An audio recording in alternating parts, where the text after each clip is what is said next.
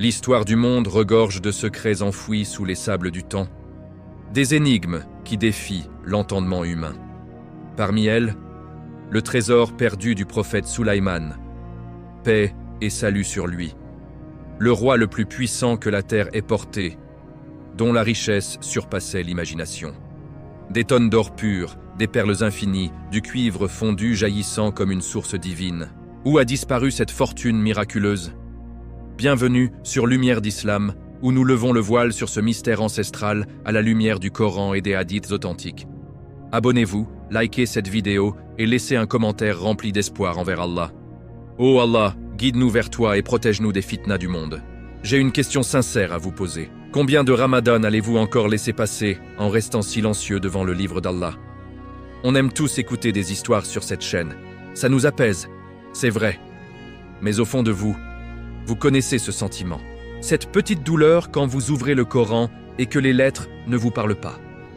Cette frustration de devoir dépendre de la phonétique, comme si vous étiez un étranger dans votre propre religion.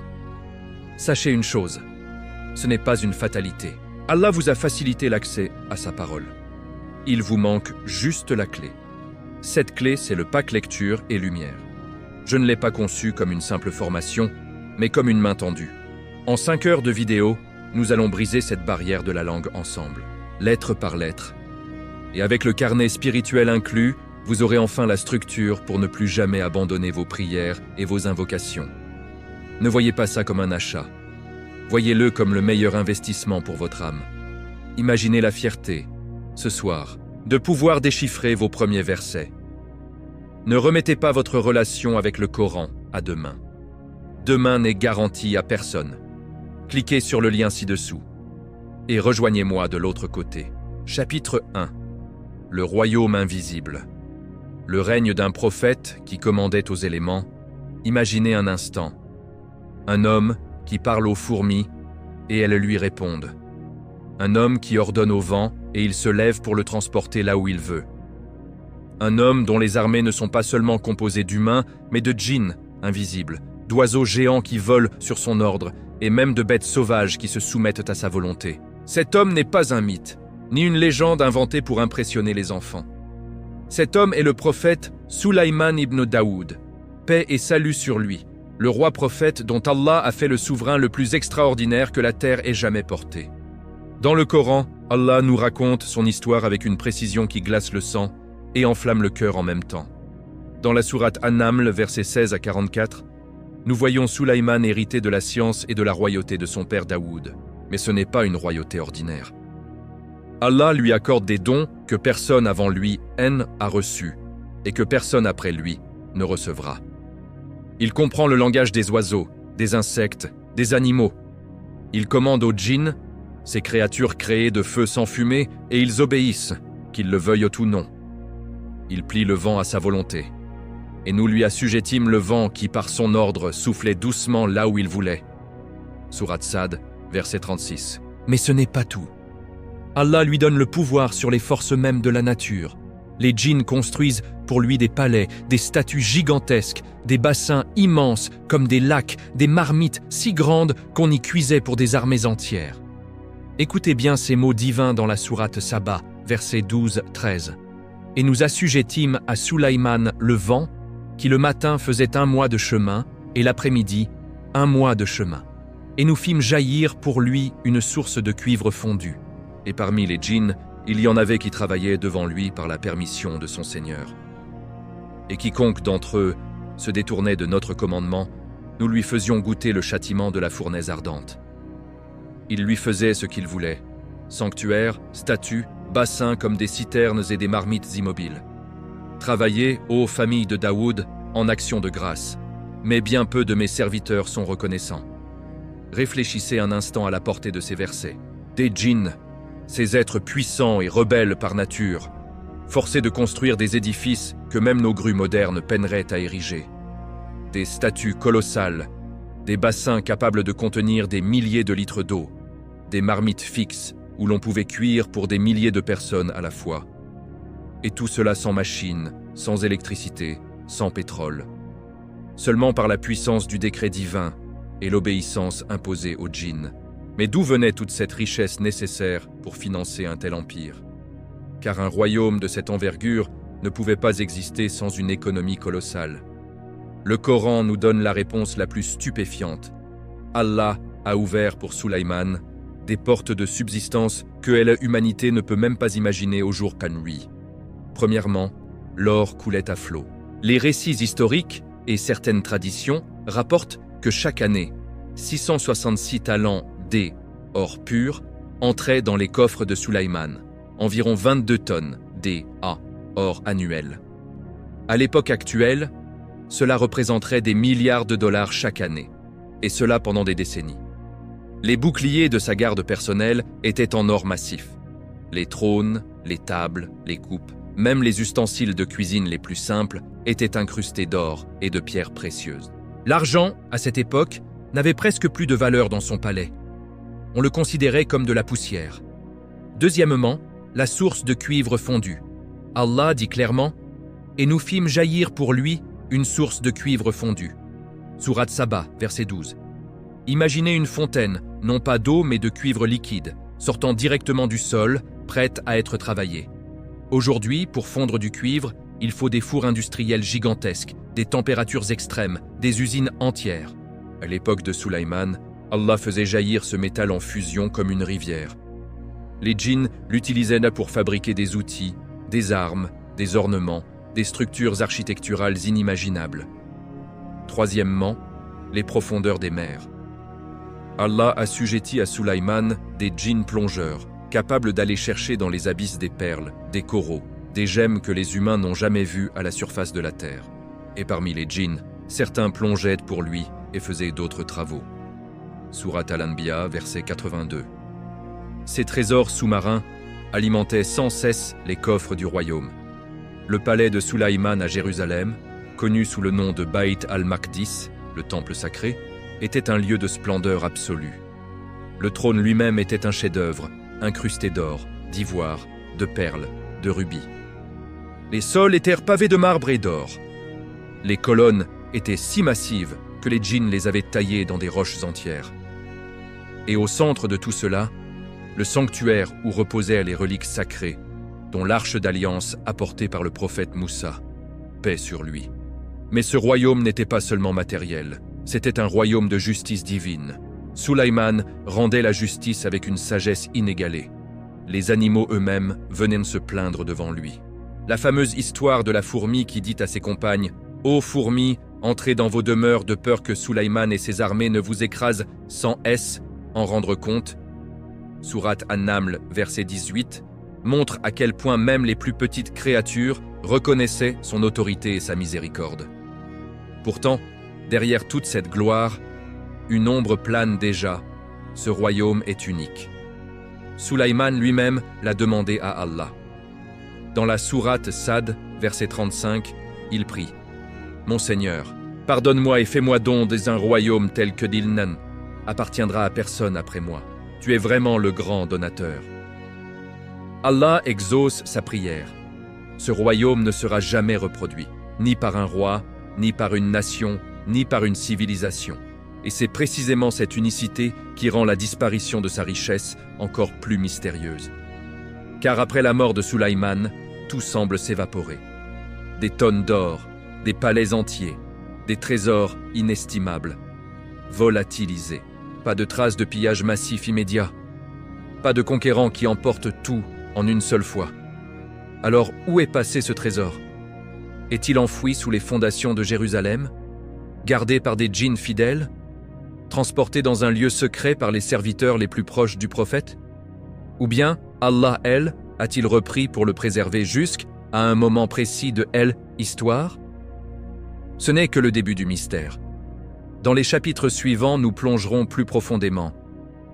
La mort étrange de Sulayman, l'âme. La révolte des djinns, la propagation de la magie noire, l'invasion égyptienne, les tunnels creusés par les Templiers, la carte de cuivre de la mer Morte, et enfin, la montagne d'or de l'Euphrate qui attend son heure. Mais pour l'instant, retenez ceci. Le royaume de Sulayman n'était pas seulement une histoire de richesse. C'était une preuve vivante que toute puissance vient d'Allah et qu'Allah seul décide à qui il donne et quand il reprend. Abonnez-vous dès maintenant à Lumière d'Islam pour ne manquer aucun épisode de cette série fascinante. Likez cette vidéo si vous ressentez, l'immensité de la puissance des Allah à travers ce récit. Et laissez dans les commentaires votre espoir envers Allah. Ô Allah, accorde-nous la sagesse de Sulaïman et protège-nous de l'amour excessif du monde. Amin. Chapitre 2. La mort qui révéla la vérité. Le bâton, la termite et le secret des djinns. Parmi toutes les histoires extraordinaires du prophète Sulaïman, paix et salut sur lui, aucune n'est plus stupéfiante, plus glaçante et plus riche en leçons que celle de sa propre mort. Une mort si particulière qu'elle devint une preuve vivante pour les djinns, une leçon éternelle pour les humains, et le point de départ de l'un des plus grands mystères de l'histoire. La disparition soudaine et totale de son immense trésor. Allah, dans sa sagesse infinie, voulut démontrer aux djinns, ces créatures arrogantes qui se croyaient supérieures et immortelles, qu'eux aussi étaient dans l'ignorance totale de l'inconnu. Pendant des années, les djinns travaillaient sans relâche sous les ordres de Sulaïman. Ils taillaient des pierres colossales, fondaient du cuivre, sculptaient des statues gigantesques, construisaient des palais et des forteresses que l'œil humain peine à concevoir. Sulaïman les surveillait, les dirigeait, et ils obéissaient par peur du châtiment divin qu'ils pouvaient invoquer à tout instant. Un jour, le décret d'Allah arriva. Sulaïman sentit sa fin approcher. Mais au lieu de s'allonger comme un mortel ordinaire, il choisit de rester debout, appuyé sur son bâton, dans la position même où il supervisait les travaux. Il mourut ainsi, les yeux ouverts, le corps immobile, le bâton le soutenant comme une colonne vivante. Les djinns, terrifiés à l'idée de sa colère, continuèrent à travailler jour et nuit, sans oser lever les yeux vers lui. Ils pensaient qu'il les observait toujours, qu'il les punirait au moindre relâchement. Des jours passèrent, des semaines, des mois. Le corps de Sulaïman restait debout, parfaitement droit, comme s'il était en pleine méditation ou en train de donner un ordre. Les djinns, épuisés mais paralysés par la crainte, poursuivaient leur labeur infernal. Aucun d'eux ne se doutait que leur maître avait quitté ce monde depuis longtemps. Allah, dans sa miséricorde et sa puissance, préserva le corps de son prophète de la décomposition visible afin que la leçon soit complète. Puis vint le moment choisi par Allah. Une petite termite, une créature insignifiante aux yeux des djinns, s'attaqua au bâton de Sulaïman. Elle le rongea de l'intérieur, lentement, patiemment. Le bois céda enfin. Le bâton se brisa. Et le corps du prophète s'effondra sur le sol avec un bruit sourd. À cet instant précis, les djinns comprirent. Ils réalisèrent que Sulaïman était mort depuis des mois, peut-être des années. Et surtout, ils comprirent une vérité qu'ils avaient toujours niée. Eux aussi étaient ignorants de l'invisible. Allah révèle cette scène dans la sourate Saba, verset 14, avec des mots qui font frissonner. Puis, quand nous décrétâmes sa mort, rien ne leur indiqua qu'il était mort, sinon la bête de terre qui rongeait son bâton. Puis, quand il tomba, les djinns virent clairement que s'ils avaient connu l'inconnu, ils n'auraient pas continué dans le châtiment humiliant. Cette révélation fut un choc terrible pour les djinns. Pendant tout ce temps, ils avaient travaillé pour un mort. Ils avaient obéi à un corps sans vie. Et cette humiliation divine les marqua à jamais. Mais pour l'humanité, cette histoire cache une autre dimension bien plus profonde, la chute immédiate de l'Empire après cette révélation. Dès que les djinns comprirent que Sulaïman n'était plus, leur obéissance forcée s'effrita.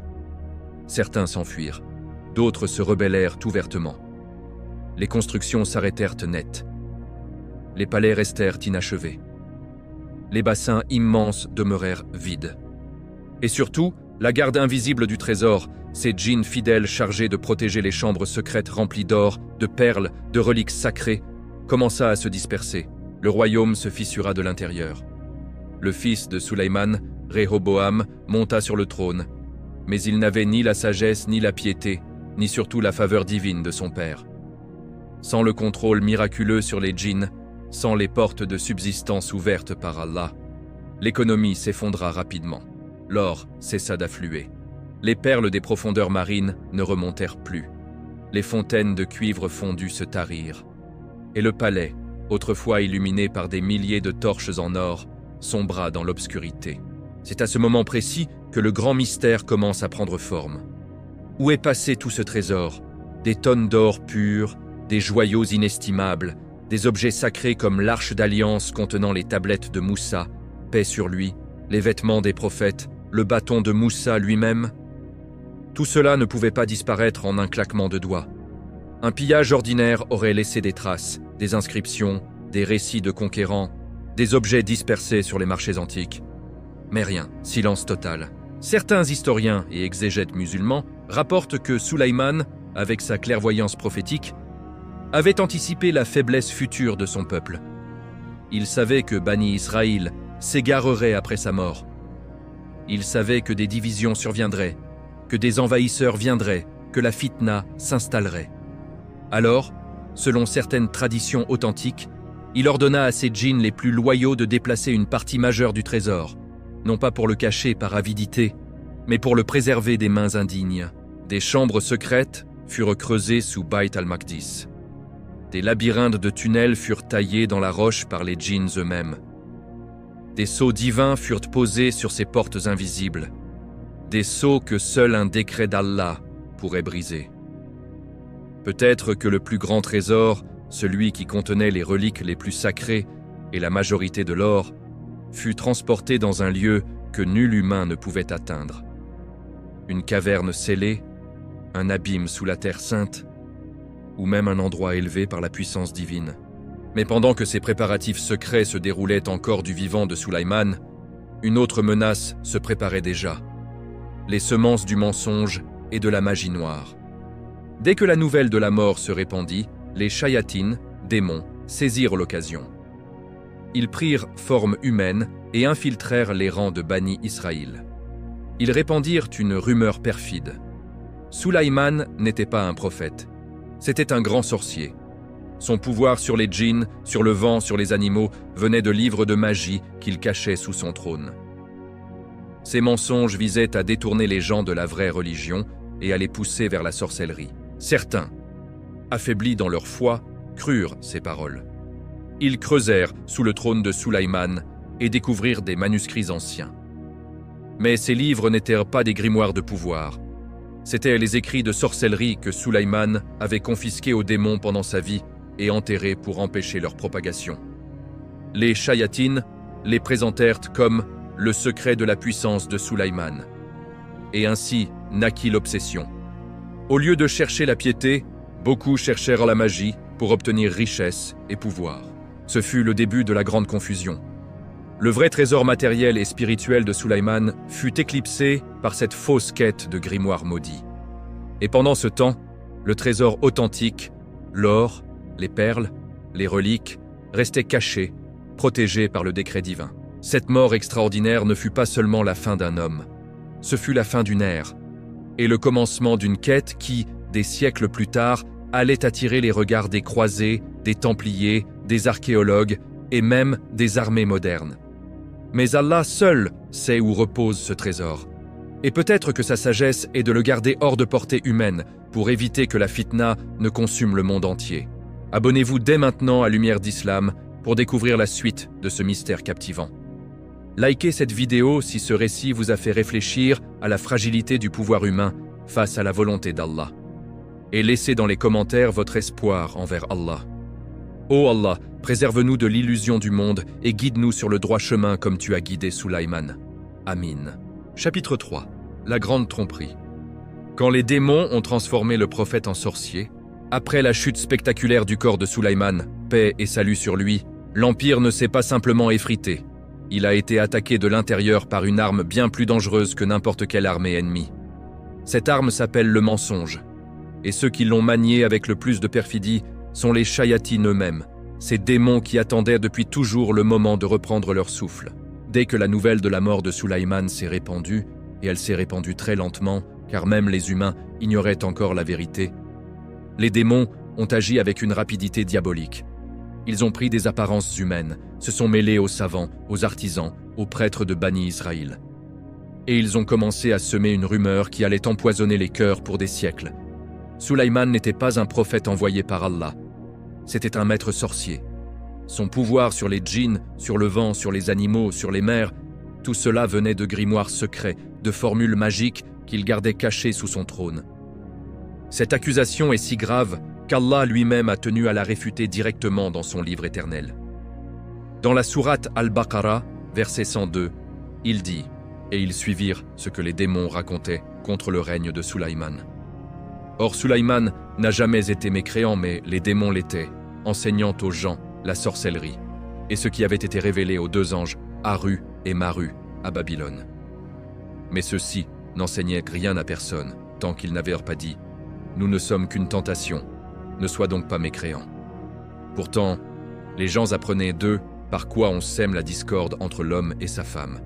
Or, ils ne sont capables de nuire à personne, sauf avec la permission d'Allah. Et les gens apprennent ce qui leur nuit et ne leur profite pas. Et certes, ils savaient bien que celui qui acquérait cela n'aurait aucune part dans l'au-delà. Quel mauvais marché ils ont fait d'eux-mêmes, s'ils savaient. Ces versets sont une claque divine sur le visage de ceux qui ont cru au mensonge. Allah affirme clairement « Sulaïman n'a jamais pratiqué la sorcellerie. Ce sont les démons qui la pratiquaient et qui l'enseignaient aux hommes pour les égarer. Mais les gens, affaiblis par la perte de leur guide, ont préféré croire la version la plus séduisante, que le pouvoir immense de Sulaïman venait d'un savoir interdit, accessible à quiconque oserait le chercher. Les démons ont donc guidé certains vers le trône de Sulaïman. Ils ont creusé et ils ont trouvé des livres. Mais ces livres n'étaient pas des manuels de pouvoir divin. C'étaient précisément les écrits de sorcellerie que Sulaïman avait confisqués aux démons pendant toute sa vie. Chaque fois qu'un démon enseignait la magie à un humain, Sulaïman le faisait arrêter, saisissait les parchemins et les enterrait sous son trône pour que personne ne puisse plus y accéder. C'était une mesure de protection pour son peuple. Mais les Shayatines ont retourné cette protection contre les hommes. Ils ont présenté ces livres comme le secret de Sulaïman, la source de sa richesse infinie, la clé pour commander aux djinns comme lui. Et beaucoup ont mordu à l'hameçon. Au lieu de se tourner vers Allah, vers la Torah authentique, vers la prière et la piété, ils se sont lancés dans la quête de ces grimoires maudits. Ils pensaient que s'ils apprenaient ces formules, ils pourraient eux aussi faire jaillir de l'or, commander au vent, faire plier les djinns. Ce fut le début d'une dérive spirituelle massive au sein de Bani Israël. La génération qui avait vu de ses yeux les miracles de Sulaïman, le vent qui le portait, les djinns qui construisaient en un clin d'œil, les animaux qui parlaient, cette génération a commencé à s'éteindre. À sa place est venue une génération obsédée par le pouvoir occulte, par la richesse rapide, par le contrôle sur l'invisible. Ils ont abandonné les livres d'Allah pour les livres des démons. Et pendant ce temps, le vrai trésor, l'or physique, les perles des abysses, le cuivre fondu, les reliques sacrées, continuaient d'être préservés dans les endroits secrets que Sulaïman avait fait préparer. Car lui, avec sa clairvoyance prophétique, savait que son peuple allait s'égarer. Il n'a pas laissé son trésor matériel à la merci des cupides. Il l'a fait protéger par des sceaux divins, par des djinns loyaux jusqu'au bout, par des labyrinthes souterrains si complexes que même les plus habiles ne pouvaient en sortir sans la permission d'Allah. Mais la tromperie ne s'arrêta pas là. Les démons allèrent au plus loin. Ils firent croire que la richesse de Sulaïman n'était pas une faveur divine, mais le fruit de pactes avec les forces obscures. Cette idée s'est propagée comme un poison, et quand vint l'invasion de l'Égyptien Shishak, ou Shoshenq, environ 5 ans après la mort de Sulaïman, beaucoup pensèrent que c'était une punition pour avoir abandonné la vraie foi. La Bible elle-même rapporte que Shishak attaqua Jérusalem, entra dans le temple, emporta les boucliers d'or, les vases précieux, une partie du trésor visible. Mais les traditions islamiques et certaines sources juives anciennes insistent sur un point crucial. Ce que Shishak a pris n'était que la partie émergée. Les objets les plus sacrés, l'arche d'alliance, les tablettes de la Torah originelle, une grande partie de l'or accumulé, avaient déjà été transférés dans des chambres cachées sous le mont du Temple, dans des tunnels creusés par les djinns sur ordre de Sulaïman. Les gardiens fidèles, les prêtres pieux qui avaient servi Sulaïman, savaient que la chute était inévitable. Ils ont agi avant l'arrivée des envahisseurs.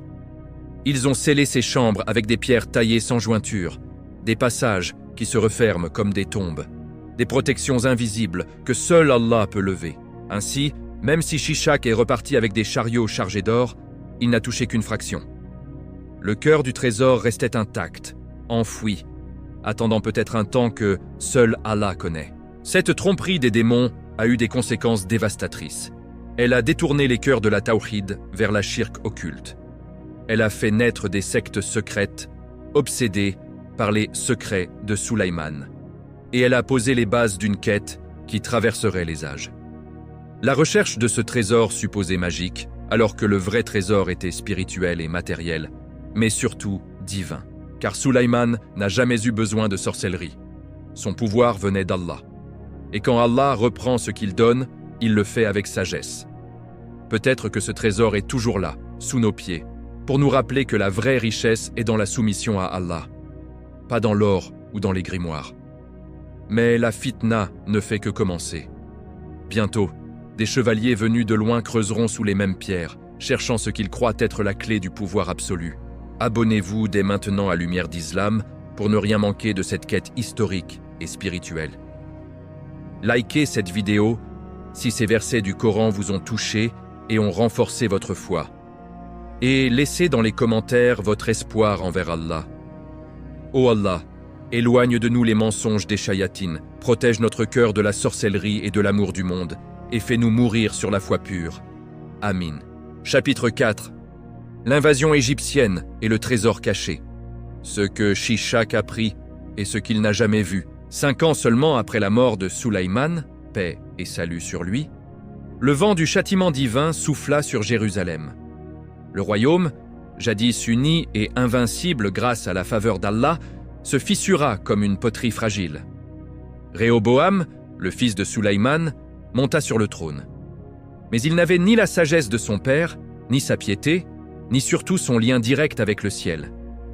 Son arrogance et ses erreurs politiques provoquèrent la division immédiate. Le royaume se scinda en deux. Au nord, 10 tribus formèrent Israël avec Jéroboam comme roi. Au sud, Juda et Benjamin restèrent fidèles à la maison de Daoud, avec Jérusalem comme capitale. Cette faiblesse interne fut comme un signal pour les ennemis extérieurs. L'Égypte, qui avait longtemps observé de loin la splendeur de Sulaïman, vit l'occasion. Le pharaon Shishak, connu dans les inscriptions égyptiennes comme Sheshonq Ier, lança une campagne militaire fulgurante. Selon les chroniques bibliques, 1 Roi 14, 25, 26 et 2 Chroniques 12, 2, 9, il attaqua Jérusalem dans la 5e année du règne de Réhoboam.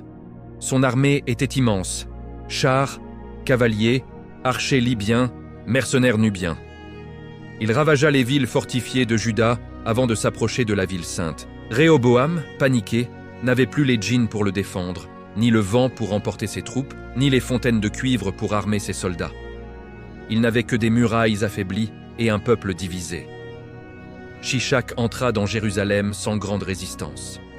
Il pénétra dans le temple, Bayt al-Maqdis, ce lieu que Sulaïman avait bâti avec tant de gloire.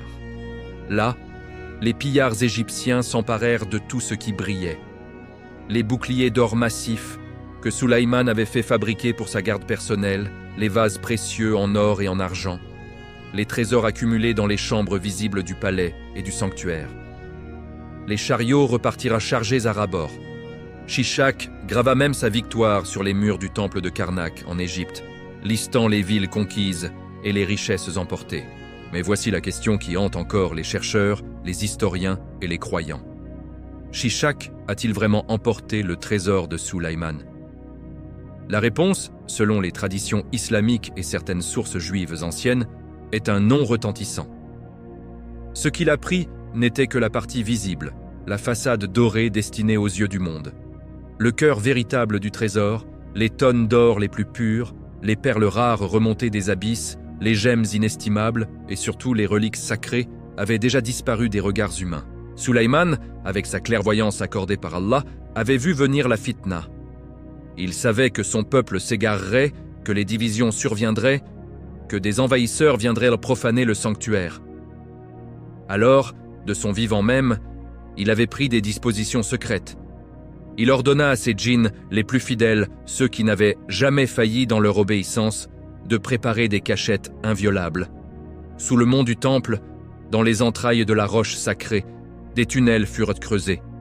Pas des couloirs ordinaires, des labyrinthes complexes. avec des passages qui se referment derrière soi, des chambres scellées par des pierres taillées sans mortier, des portes invisibles protégées par des sceaux divins que seul Allah peut briser. Parmi ces reliques cachées se trouvait l'arche d'alliance, Tabut Sakina. Ce coffre miraculeux qui contenait les tablettes de la Torah données à Moussa, paix sur lui, le bâton de Moussa qui avait fendu la mer, une portion de la manne descendue du ciel. L'arche n'était pas un simple objet, elle était un signe divin, un vecteur de baraka, capable de faire trembler les armées ennemies quand Allah le voulait. Sulaïman l'avait fait placer dans le Saint des Saints du temple. Mais avant sa mort, il ordonna qu'elle soit descendue dans une chambre secrète, loin des regards profanes. Les prêtres pieux et les gardiens loyaux de Sulaïman, ceux qui avaient servi sous ses ordres et qui connaissaient les secrets du royaume, exécutèrent ses ordres dans le plus grand silence. Ils transportèrent l'or le plus précieux, les joyaux les plus rares, les manuscrits sacrés dans ses profondeurs. Puis, ils scellèrent les entrées. Certains récits rapportent que des djinns restèrent en veille, invisibles, pour empêcher quiconque d'approcher sans permission divine. Quand Shishak arriva, il trouva les chambres extérieures remplies de trésors impressionnants, mais pas le trésor. Il emporta ce qui était destiné à être vu, les boucliers d'apparat, les vases cérémoniels, une partie des réserves visibles. Mais les vraies richesses, celles qui venaient directement des faveurs d'Allah, celles qui symbolisaient la souveraineté divine, restèrent intactes, enfouies dans l'obscurité protectrice de la terre. Cette invasion marqua le début d'une longue série de pillages sur Jérusalem. Plus tard viendraient les Babyloniens sous Nabuchodonosor, qui détruisirent le temple et emportèrent ce qui restait de visible. Puis les Perses, les Grecs, les Romains. Chaque fois, les envahisseurs prenaient ce qu'ils voyaient. Mais jamais ils ne touchèrent au sanctuaire caché. Pourquoi ? Parce qu'Allah avait exaucé la prière de Sulaïman, un royaume tel qu'il n'appartiendrait à personne après lui. Et ce royaume incluait non seulement le pouvoir sur les djinns et les éléments, mais aussi la préservation de ses biens les plus sacrés. Des siècles plus tard, quand les Templiers creuseront sous le même mont du Temple, ils chercheront précisément ces chambres oubliées.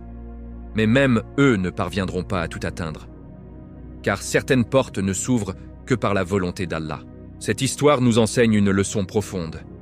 Les trésors du monde sont éphémères. Ce que les hommes convoitent finit toujours par être emporté ou détruit.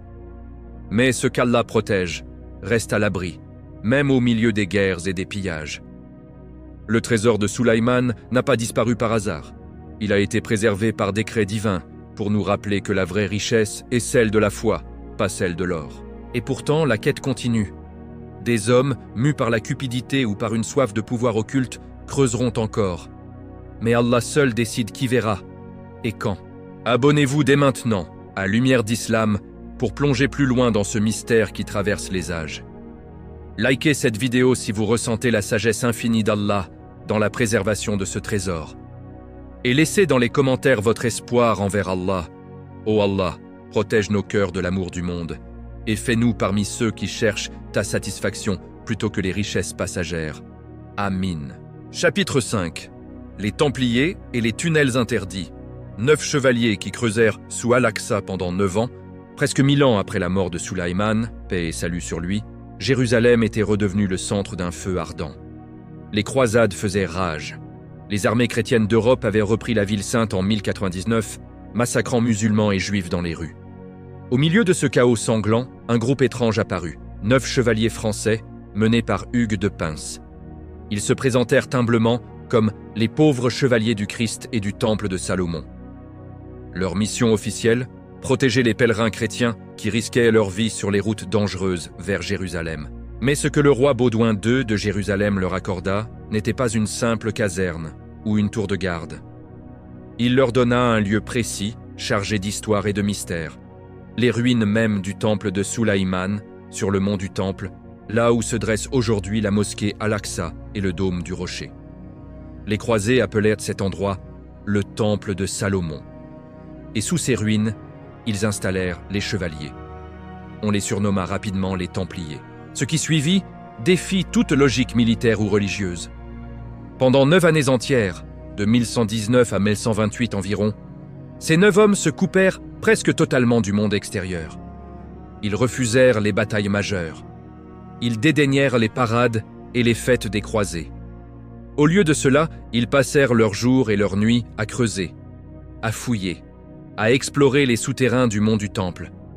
Les historiens modernes ont retrouvé des traces concrètes, des tunnels étroits, des marques de pics et de burins datant de cette époque, des galeries qui descendent profondément sous la mosquée Al-Aqsa. Les Templiers n'étaient pas là pour prier ou pour combattre. Ils cherchaient à quelque chose de précis. Quoi donc ? La réponse la plus répandue parmi les chercheurs musulmans, et même chez certains historiens occidentaux non conventionnels, est qu'ils traquaient le trésor perdu de Sulaïman. Pas seulement l'or et les joyaux, bien que cela ait suffi à les rendre immensément riches plus tard, mais surtout les reliques sacrées et les connaissances secrètes qu'ils croyaient liées au pouvoir absolu du prophète. L'arche d'alliance, le tabu Sakina, avec ses miracles divins, les sceaux qui commandaient aux djinns, les manuscrits que les démons avaient tenté de faire passer pour la source de la puissance de Sulaïman, peut-être même une carte ou un guide vers les chambres cachées où les djinns loyaux avaient transporté le plus gros du trésor avant la mort du prophète. Les Templiers n'étaient pas des amateurs. Parmi eux se trouvaient des nobles instruits, des initiés aux mystères chrétiens, et peut-être des contacts avec des érudits juifs ou musulmans qui connaissaient les anciennes traditions. Certains récits rapportent qu'ils avaient en leur possession des documents anciens, des copies de textes hébreux, des indications tirées de la Kabbale primitive, ou même des fragments de récits islamiques sur Sulaïman. Ils savaient où creuser, sous le Saint des Saints, dans les écuries de Salomon, ces vastes voûtes souterraines encore visibles aujourd'hui, et dans les tunnels naturels et artificiels qui sillonnent la roche. Au bout de ces 9 années, un changement radical se produisit. En 1128, les Templiers obtinrent du pape l'approbation officielle de leur ordre lors du concile de Troyes. Soudain, ils devinrent la force la plus puissante et la plus riche d'Europe. Des dons affluèrent de partout, terres, châteaux, or, privilèges fiscaux. Ils inventèrent donc le premier système bancaire moderne. Des lettres de change, des prêts à intérêt, malgré l'interdiction chrétienne de l'usure, des coffres inviolables. Les rois d'Europe, y compris ceux de France et d'Angleterre, leur empruntèrent des sommes colossales. En moins d'un siècle, les Templiers possédaient des flottes entières, des forteresses imprenables, des domaines agricoles immenses de l'Écosse à Chypre. Comment une poignée de chevaliers pauvres était-elle devenue plus riche que la plupart des royaumes ? La réponse la plus logique, pour ceux qui étudient cette énigme à la lumière du Coran et des traditions, est qu'ils trouvèrent quelque chose sous le mont du Temple. Peut-être pas la totalité du trésor, car Allah protège ce qu'il veut, mais une partie substantielle, des lingots d'or purs de l'époque de Sulaïman, des perles des abysses, des gemmes taillées par les djinns, ou bien des manuscrits contenant des savoirs en architecture, en géométrie sacrée, en alchimie spirituelle, qu'ils utilisèrent pour construire des cathédrales gothiques aux proportions surnaturelles, des édifices qui défient encore les lois de l'équilibre et de la construction de l'époque. Certains vont plus loin. Ils auraient retrouvé une partie de l'arche d'alliance, ou du moins un objet lié à elle, dont la baraka, ou ce qu'ils prenaient pour tel, leur aurait donné une invincibilité temporaire. Mais cette richesse devint leur malédiction. Les rumeurs se multiplièrent. Les Templiers pratiquaient des rituels secrets, adoraient des idoles, invoquaient des forces occultes apprises dans les tunnels de Jérusalem. En 1307, le roi Philippe IV, le Bel de France, endetté jusqu'au cou auprès d'eux, obtint du pape Clément V l'ordre d'arrestation massive. Des milliers de Templiers furent torturés, brûlés vifs, accusés de sodomie, de cracher sur la croix, de pactiser avec le diable. Avant leur chute, beaucoup pensent qu'ils eurent le temps de déplacer une partie de leur butin. Des navires quittèrent La Rochelle en urgence. Des trésors disparurent vers l'Écosse, le Portugal, ou même plus loin. Mais le vrai trésor de Sulaïman, celui que les djinns avaient scellé par ordre divin, resta probablement hors de leur portée. Car les sceaux posés par le prophète n'étaient pas de simples serrures humaines. C'étaient des barrières spirituelles, invisibles, que nul ne peut franchir sans la permission d'Allah. Les Templiers ont creusé, ils ont trouvé une partie du mystère, mais ils n'ont pas percé le cœur du secret. Leur chute rapide prouve une chose. Quiconque s'approche trop près de ce trésor sans la pureté requise finit par être consumé par sa propre avidité. Allah avait exaucé la prière de Sulaïman. Ce royaume ne reviendrait à personne après lui. Ni aux Égyptiens, ni aux Babyloniens, ni aux Templiers. Et pourtant, la quête n'est pas finie. Au XXe siècle, une découverte allait rallumer la flamme de ce mystère millénaire.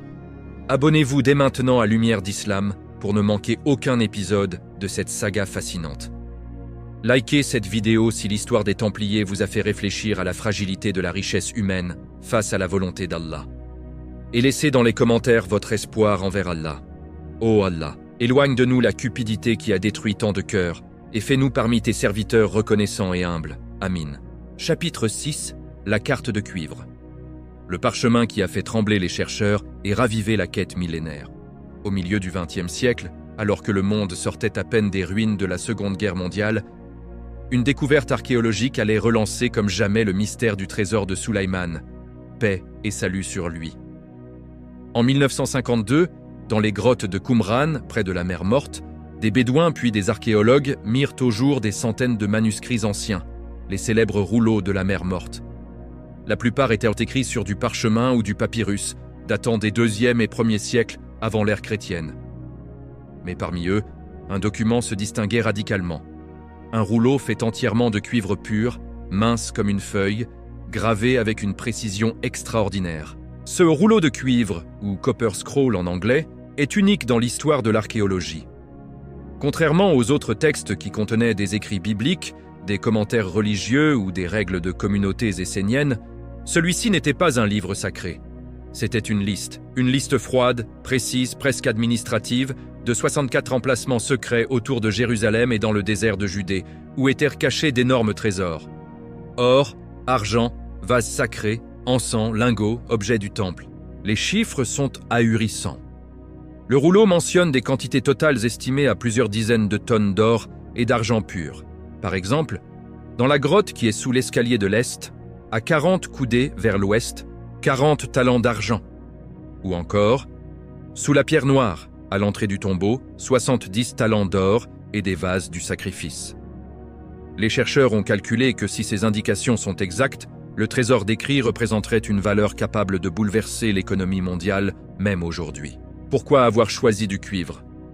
Les experts pensent que c'était pour assurer la pérennité du document. Le cuir et le papyrus se dégradent avec le temps, l'humidité, les insectes. Le cuivre, en revanche, résiste au siècle. Ce choix suggère que les auteurs savaient que ce secret devait survivre longtemps, très longtemps. Peut-être jusqu'à une ère où quelqu'un viendrait le réclamer. Mais qui a rédigé cette liste? Et quand? La majorité des spécialistes datent le rouleau de la période juste avant ou pendant la première révolte juive contre Rome, vers 66-70 après J.C. À cette époque, les Romains approchèrent de Jérusalem pour la détruire. Les prêtres du Second Temple, celui reconstruit après l'exil babylonien, savaient que la fin était proche. Ils craignaient que les légions de Titus ne profanent et ne pillent tout. Alors ils cachèrent les trésors les plus précieux. Non seulement les objets du temple de leur époque, mais aussi ceux qu'ils avaient hérités des traditions anciennes, ceux remontant à Sulaïman lui-même. Car le Second Temple avait conservé des reliques du premier temple construit par Sulaïman, l'arche d'alliance, selon certaines traditions juives, des vases sacrés, des quantités d'or accumulées depuis des siècles. Les prêtres esséniens ou les gardiens du temple, conscients du danger, dressèrent cette liste codée, gravée sur cuivre pour qu'elle ne s'efface pas, et la cachèrent dans une grotte. Ils espéraient peut-être revenir la chercher après la guerre.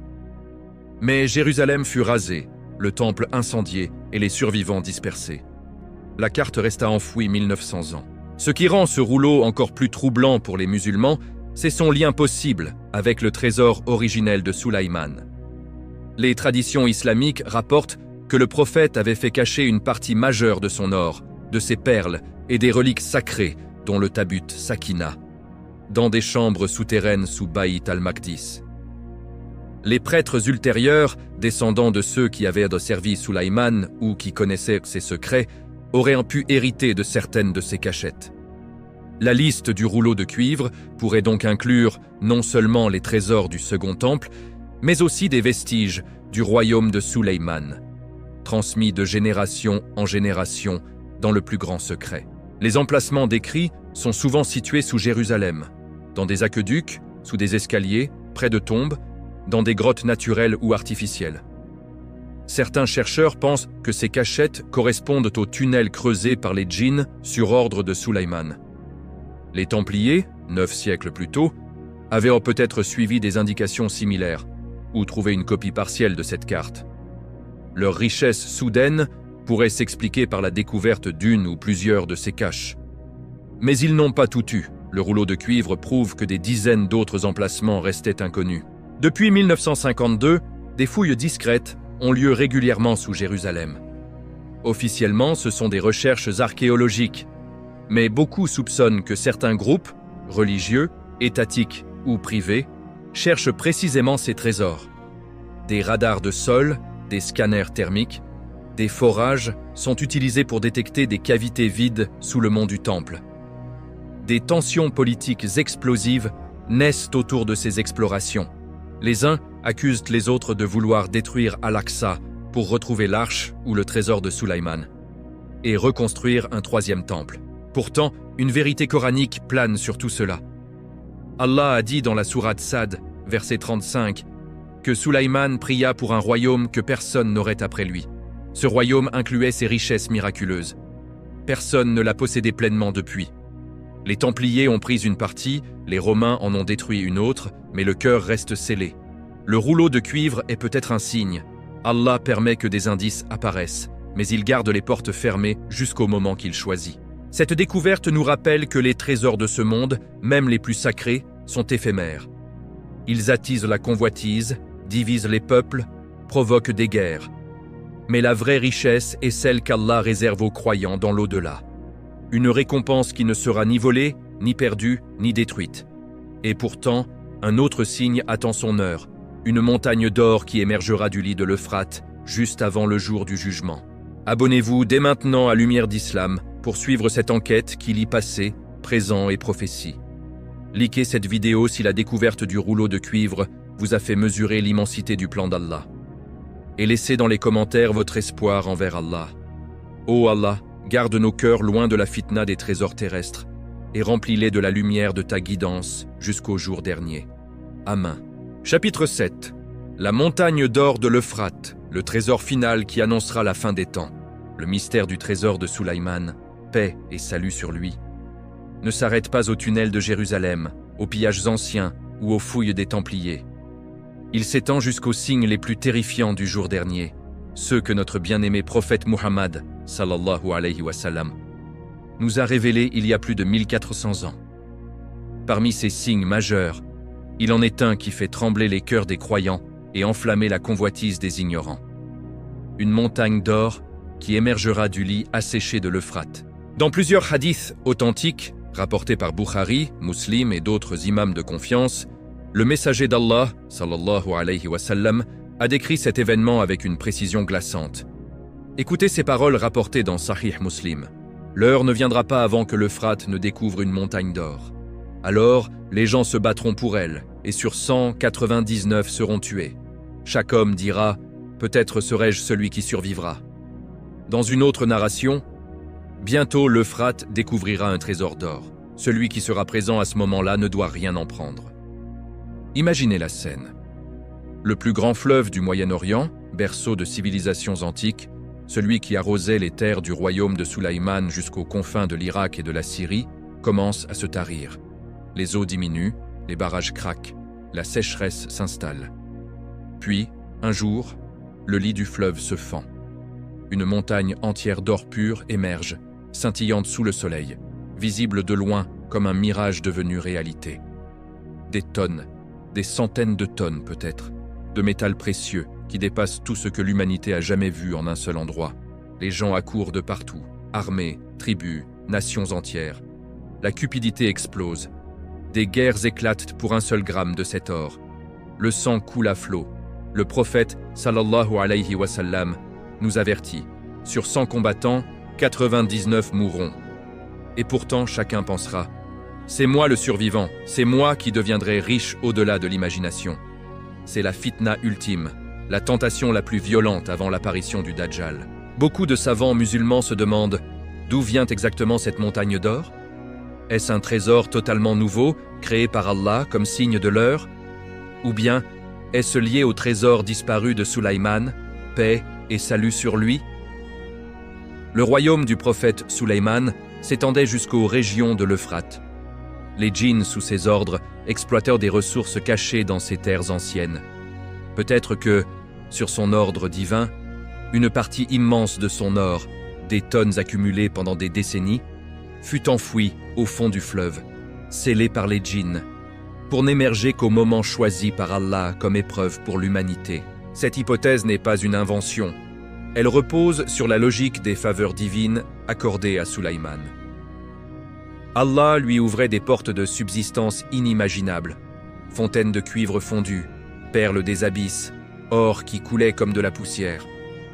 Pourquoi n'aurait-il pas permis que les djinns cachent une partie de cette richesse dans les profondeurs d'un fleuve stratégique, attendant le jour où le monde serait prêt pour la plus grande fitna? Aujourd'hui, nous voyons déjà les prémices. L'Euphrate s'assèche progressivement. Les barrages turcs, la pollution, le changement climatique réduit en son débit année après année. Des photos satellites montrent des lits asséchés, des zones autrefois verdoyantes, devenues déserts. Les tensions géopolitiques autour de l'eau et des ressources montent. Des pays se disputent le contrôle du fleuve. Tout cela correspond aux signes décrits par le prophète, sallallahu alayhi wa sallam. Mais attention, le messager d'Allah nous a donné un ordre clair et sans ambiguïté. Celui qui verra cette montagne d'or ne doit rien en prendre. Pas un seul dinar, pas une once. Car cet or n'est pas une bénédiction. C'est une épreuve mortelle. Le prendre, c'est succomber à la fitna du Dajjal elle-même. C'est préférer le monde à l'au-delà, la richesse temporaire à la miséricorde éternelle. Comparez cela au trésor de Sulayman. Lui, malgré des richesses infinies, n'a jamais été possédé par elle. Il disait « Mon Seigneur, pardonne-moi et accorde-moi un royaume tel qu'il n'appartiendra à personne après moi. » Il dépensait dans le chemin d'Allah, construisait pour la gloire divine, restait humble serviteur. Son cœur n'appartenait qu'à Allah. L'or qui émergera de l'Euphrate, au contraire, transformera les hommes en bêtes. Ils s'entretueront pour un éclat jaune, oubliant Allah, oubliant la prière, oubliant la tombe qui les attend. Ce signe nous rappelle une vérité coranique profonde.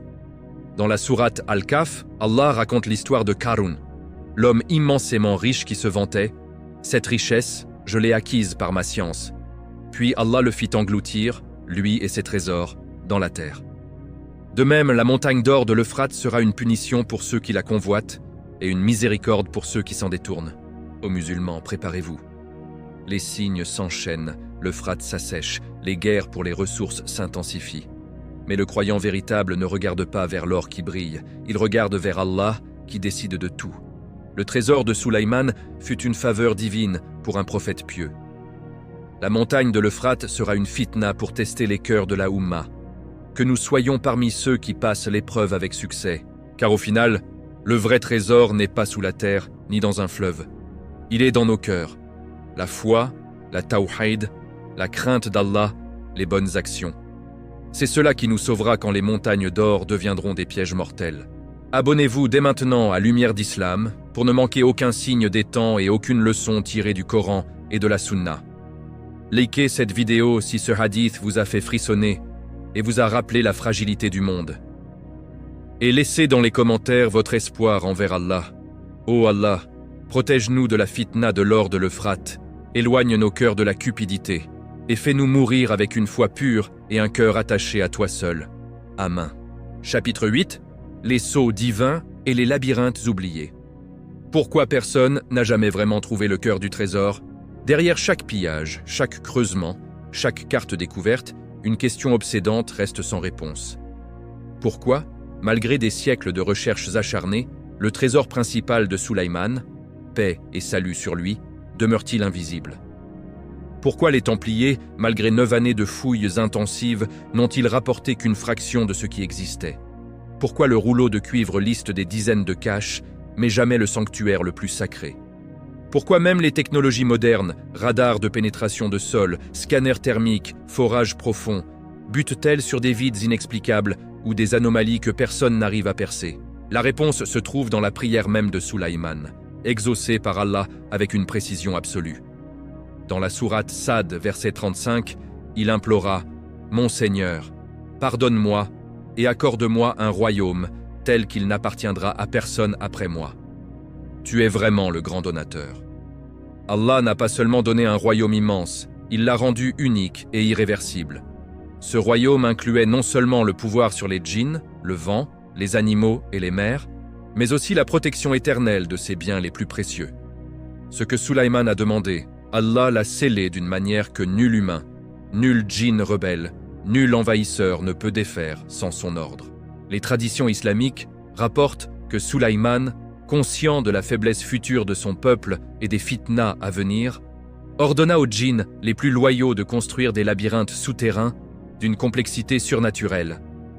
Pas de simples tunnels, des réseaux entrelacés où chaque couloir mène à une impasse, où les murs changent de place par décret divin, où des sceaux invisibles, des versets coraniques gravés dans la roche, des noms d'Allah invoqués, des protections angéliques, rendent l'entrée facile, mais la sortie impossible pour quiconque n'est pas autorisé. Ces labyrinthes descendent profondément sous Bayt al-Maqdis, sous le mont du Temple, reliant des chambres scellées contenant l'or le plus pur, les perles infinies, le cuivre travaillé par les djinns, et surtout les reliques sacrées, le tabut Sakina, le bâton de Moussa, les tablettes originelles, des objets imprégnés de baraka divine. Ces sceaux ne sont pas de simples serrures physiques. Ce sont des barrières spirituelles. Un hadith rapporté par certains savants mentionne que Sulaïman plaça sur ses portes des invocations telles que « Au nom d'Allah, le tout miséricordieux, le très miséricordieux, que nul ne pénètre ici sans la permission du Créateur des cieux et de la terre. Quiconque s'approche avec avidité, avec un cœur corrompu par la cupidité ou par la soif de pouvoir occulte, est repoussé par une force invisible. Vertige, soudain, illusion terrifiante, effondrement de galeries, sensation d'étouffement. Les djinns gardiens, ceux qui n'ont jamais rompu leur serment à Sulaïman, veillent encore. Ils ne dorment pas, ils n'oublient pas. Ils exécutent l'ordre jusqu'au jour du jugement. C'est pour cela que les Templiers, malgré leur persévérance, n'ont trouvé que des fragments. Ils ont percé des chambres secondaires, emporté de l'or visible, des manuscrits partiels, peut-être même des objets imprégnés d'une énergie qu'ils ont prise pour magique. Mais le cœur, la chambre centrale où repose l'arche et la majorité du trésor miraculeux, leur est resté fermé. Leur récit parle de passages qui se referment, de voix qui avertissent, de lumières qui s'éteignent soudain. Certains Templiers disparurent dans ces tunnels, leur corps jamais retrouvé. Allah les a punis pour leur intrusion. De même, les prêtres du Second Temple, quand ils cachèrent leur propre trésor avant l'arrivée des Romains, utilisèrent sans doute ces mêmes labyrinthes. Le rouleau de cuivre liste des caches périphériques, des endroits que les djinns avaient permis d'utiliser comme leurs. Mais les emplacements les plus profonds, les plus sacrés, ne figurent sur aucun parchemin humain. Ils sont protégés par le décret divin lui-même. Aujourd'hui, sous Jérusalem, des équipes internationales, des groupes religieux extrémistes, des agences secrètes continuent les explorations. Ils parlent de cavités inexpliquées, de anomalies magnétiques, de structures artificielles à plus de 30 mètres de profondeur. Mais chaque fois qu'ils approchent trop près, des obstacles surgissent, effondrements inexplicables, inondations soudaines, panne totale d'équipement, vision cauchemardesque pour les ouvriers. Certains y voient des coïncidences. Les croyants y voient la main d'Allah qui garde son secret. Cette protection n'est pas une malédiction, c'est une miséricorde. Si ce trésor tombait entre des mains indignes, il provoquerait une fitna pire que toutes les précédentes. Des guerres mondiales pour l'or, des pactes avec les forces occultes, l'abandon total de la tawhid. Allah, dans sa sagesse, a fermé ses portes pour préserver l'humanité d'elle-même. Sulaïman nous a laissé une leçon éternelle. La vraie puissance n'est pas dans l'or accumulé, mais dans la soumission totale à Allah. Lui qui commandait aux djinns et au vent, restait le plus humble des serviteurs. Il passait ses nuits en prière, pleurait par crainte d'Allah, demandait pardon pour la moindre pensée fugitive. Son trésor matériel était immense, mais son trésor spirituel l'était infiniment plus. Ô musulmans, ne cherchons pas ce que Allah a caché. cherchons plutôt ce qu'il a rendu accessible. Le Coran, la Sunna, les bonnes actions, le dhikr, la crainte pieuse. Car le jour viendra où ni l'or de Sulayman ni la montagne de l'Euphrate ne serviront à rien. Seul le croyant au cœur pur entrera au paradis. Et pourtant, le dernier acte de ce mystère approche. Quand les sceaux seront-ils levés? Seulement quand Allah le décidera, peut-être au moment où le Dajjal apparaîtra, ou juste avant que le soleil ne se lève à l'ouest. Abonnez-vous dès maintenant à Lumière d'Islam pour ne rien manquer des secrets que Allah dévoile à travers l'histoire et les prophéties. Likez cette vidéo si vous ressentez la grandeur de la protection divine sur ce trésor. Et laissez dans les commentaires votre espoir envers Allah. Ô Allah, scelle nos cœurs contre la fitna du monde. Protège-nous comme tu as protégé le trésor de ton prophète Sulayman. Et fais-nous entrer au paradis avec les pieux. Amin. Chapitre 9. La fitna moderne.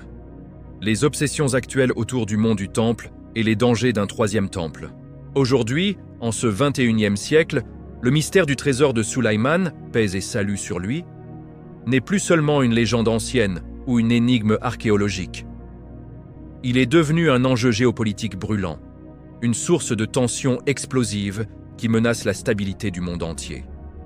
Au cœur de tout cela, le mont du Temple à Jérusalem, lieu saint pour les musulmans, Al-Aqsa et le dôme du rocher, pour les juifs, le Har HaBayit, emplacement présumé du temple de Sulayman et du second temple, est chargé de symboles pour les chrétiens.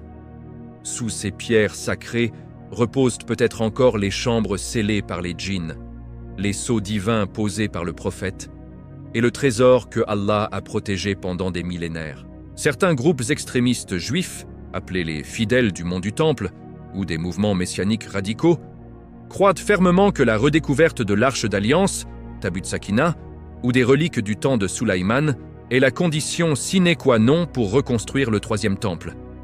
Selon leur vision eschatologique, ce temple doit être rebâti pour accueillir le Messie, qu'ils attendent, pour rétablir les sacrifices animaux et pour restaurer la gloire d'Israël. Ils affirment que l'arche est toujours cachée, quelque part sous la mosquée Al-Aqsa, dans l'une de ces chambres souterraines que les djinns ont creusées sur ordre de Sulayman. Et ils sont prêts à tout pour la retrouver.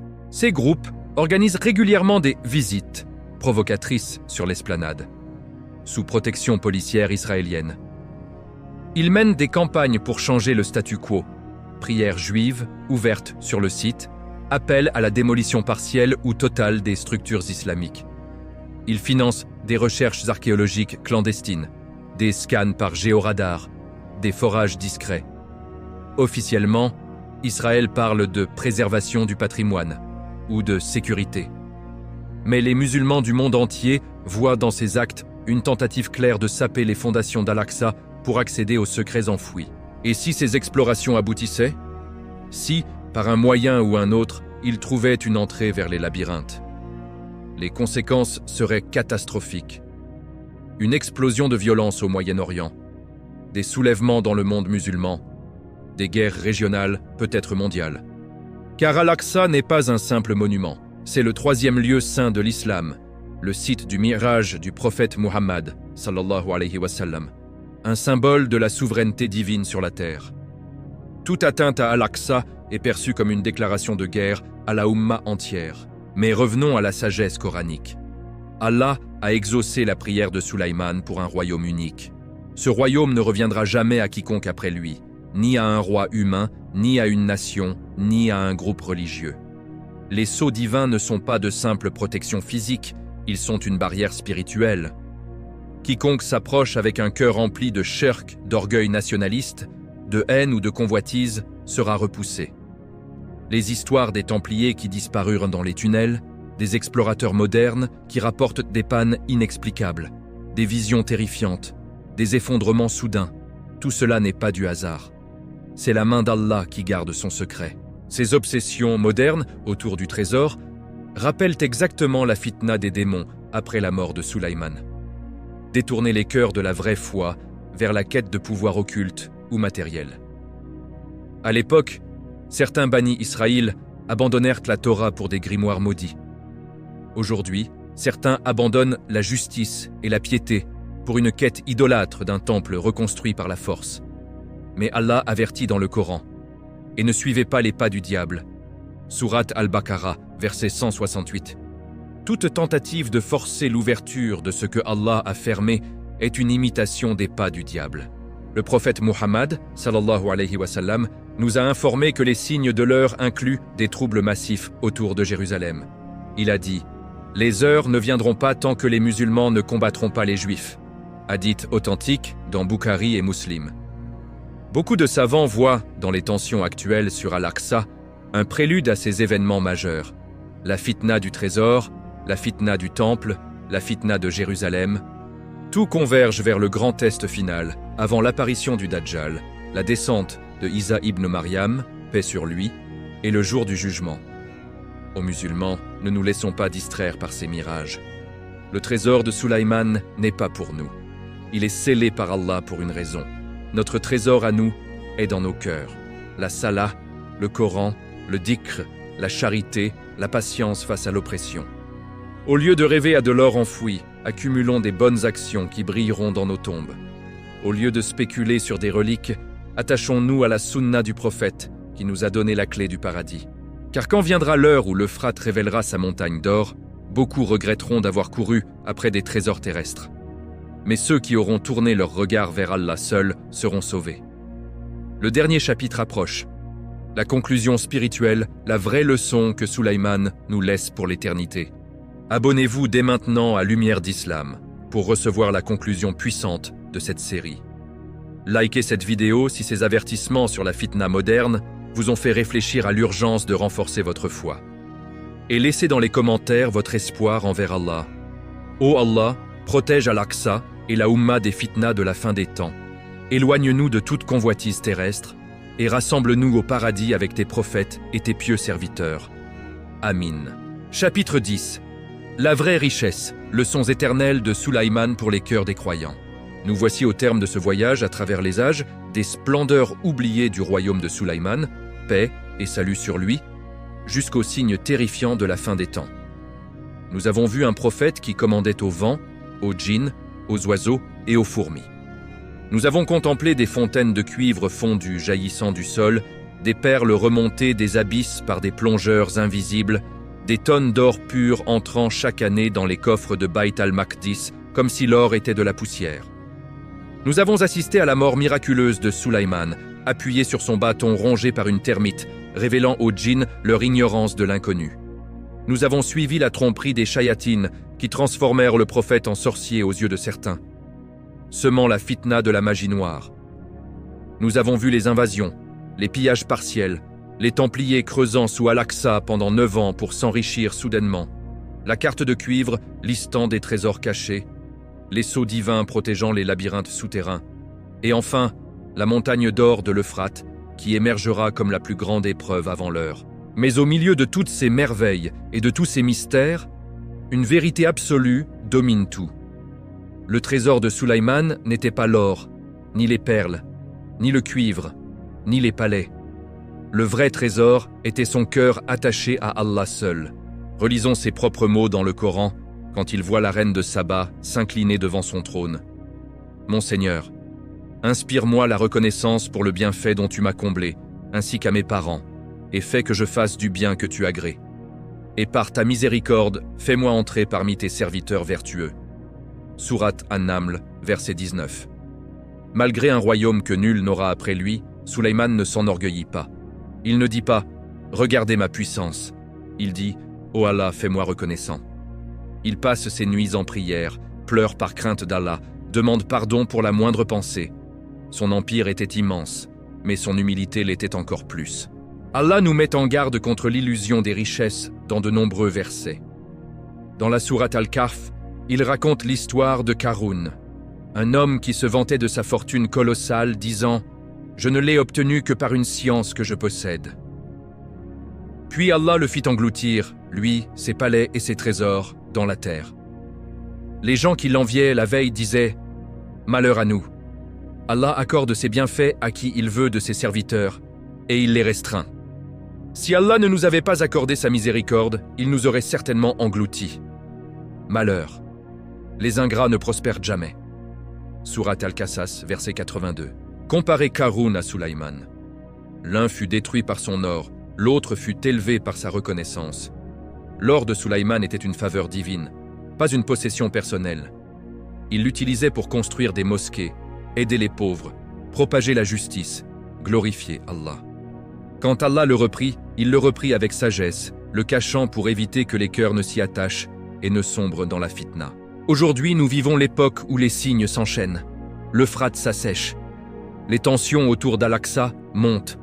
Les hommes courent après l'or, les minerais, le pétrole, les richesses de la terre, prêts à s'entretuer pour un peu plus. Mais le croyant intelligent regarde ailleurs. Il sait que le trésor véritable est invisible aux yeux du monde. C'est la foi sincère, les 5 prières accomplies avec concentration, le Coran récité avec le cœur, la charité donnée en secret, la patience dans l'épreuve, le dhikr constant, la crainte d'Allah qui empêche le péché.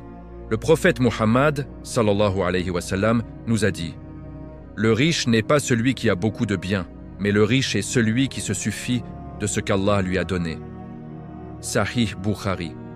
Et dans un autre hadith, 2 loups affamés lâchés sur un troupeau ne causent pas autant de dégâts que l'amour de l'argent et du statut causent à la religion d'un homme. Aux musulmans, abandonnons l'obsession du trésor caché de Sulaïman.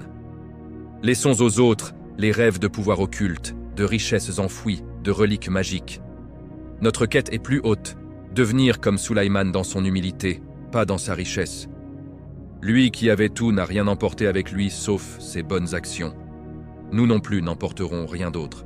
Que ce récit nous serve de rappel. Que chaque fois que nous voyons briller l'or du monde, que ce soit dans les banques, les écrans, les publicités, les promesses de richesse faciles, nous nous souvenions. C'est une fitna. Le vrai trésor est dans la proximité d'Allah. C'est lui qui ouvre et ferme les portes de la subsistance. C'est lui qui protège ce qu'il veut. C'est à lui que nous retournerons, nus comme nous sommes venus, avec seulement nos actes. Ô Allah, fais-nous parmi les serviteurs reconnaissants comme Sulaïman. Protège-nous de la fitna de l'or de l'Euphrate et de toute convoitise terrestre. Remplis nos cœurs de ta crainte et de ton amour. Accorde-nous une belle fin, une tombe illuminée, un paradis où nous te verrons. Et rassemble-nous avec tes prophètes, tes véridiques, tes martyrs et tes pieux. Tu es le meilleur des protecteurs. Ceci conclut notre série sur le trésor perdu de Sulaïman. Paix et salut sur lui. Qu'Allah accepte nos efforts et nous guide tous sur le droit chemin. Abonnez-vous dès maintenant à Lumière d'Islam pour ne manquer aucune vidéo qui illumine le cœur par la lumière du Coran et de la Sunna. Likez cette vidéo finale si ce parcours vous a rapproché d'Allah et vous a fait réfléchir à la vraie richesse. Et laissez dans les commentaires votre espoir envers Allah. Ô Allah, fais de nous tes serviteurs reconnaissants. Éloigne-nous de l'amour du monde et fais-nous entrer au paradis suprême avec tes bien-aimés. Amin.